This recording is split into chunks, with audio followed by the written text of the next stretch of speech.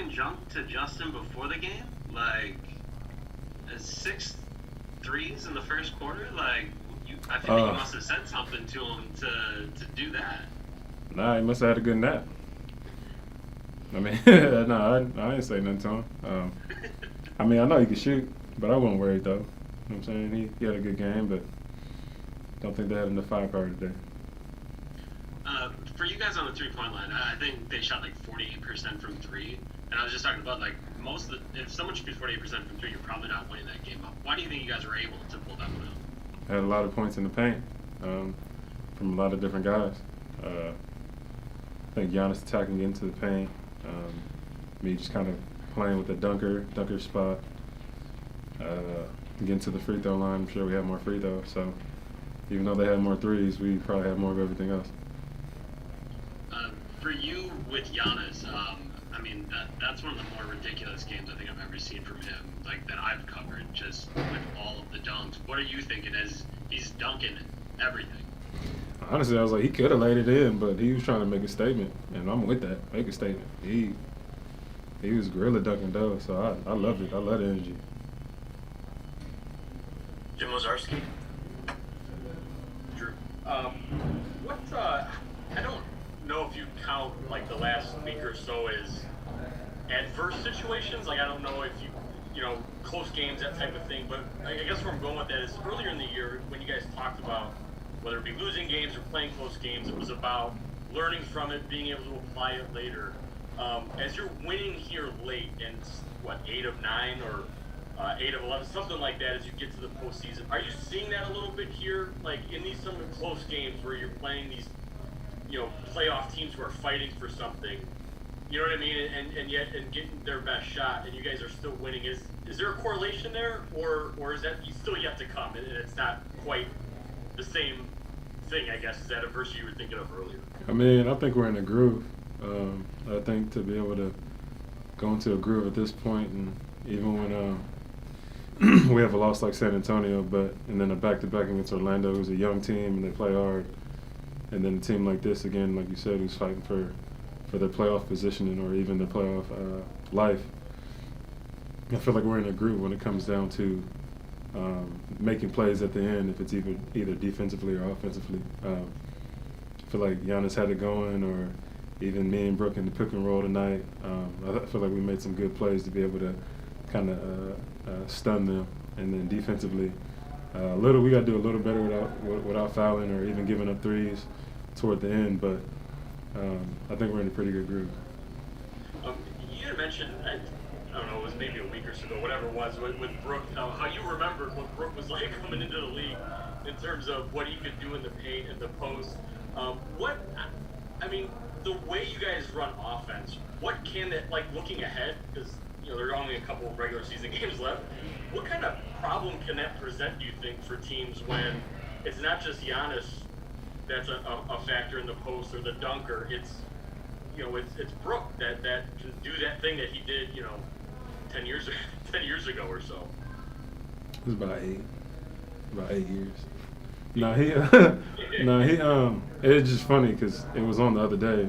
Me and Brook were in the same All-Star game, so that was I remember it very, very vividly. But it makes it tough if we utilize that. Brook in the post, he's still a 7-footer. He still has a nice touch. Who can shoot a fadeaway, who can shoot a hook, who can also dunk on you. A great roller off the screen, pick and pop guy. He's very versatile. So.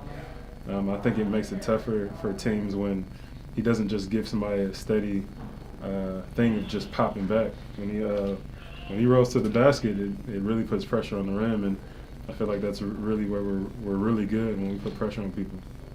Finally on that, I mean, we've mentioned versatility with you and PJ and kind of the perimeter defenders, but isn't his willingness to switch out on guards defensively and also whether attack the rim, of course, to go with the three, it's almost like he's become that kind of versatile piece too, or even if they go small or go big, it's not like Bud has to change the lineup because of what Brook can or can't do. Look, I've said this all year.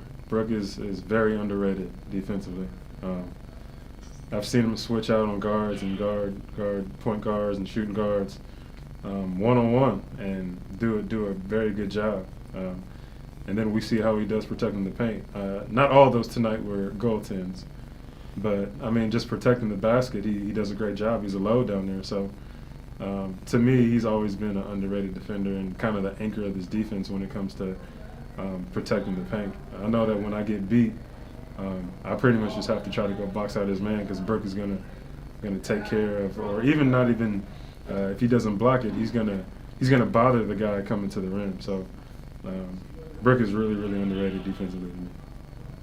A night like tonight, they're shorthanded in a lot of ways, front court, back court.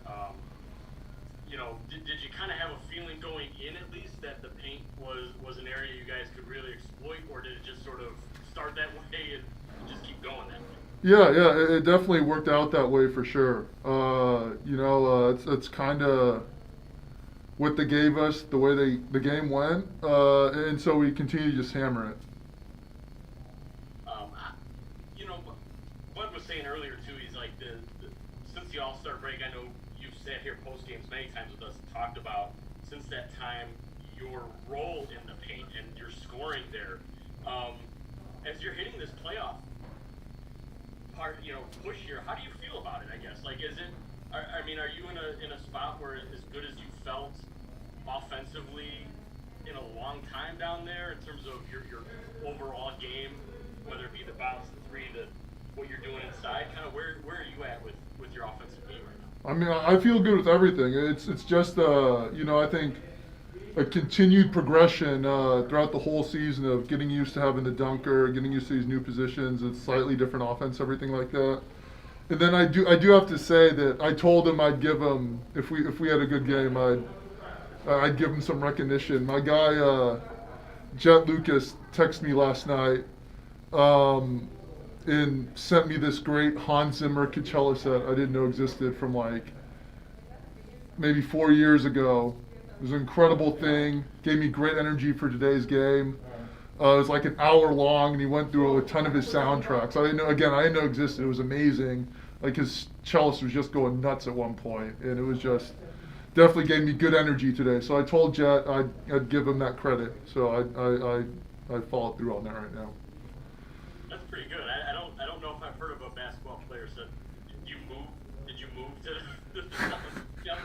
Oh, I was moving. I was by myself, so I was that kind of crowd energy wasn't that, but it was moving me. I was swaying a little bit. I was feeling it. So yeah, Jet Lucas, he was huge there. Eric name. What are you kind of thinking when Giannis dunks and everything?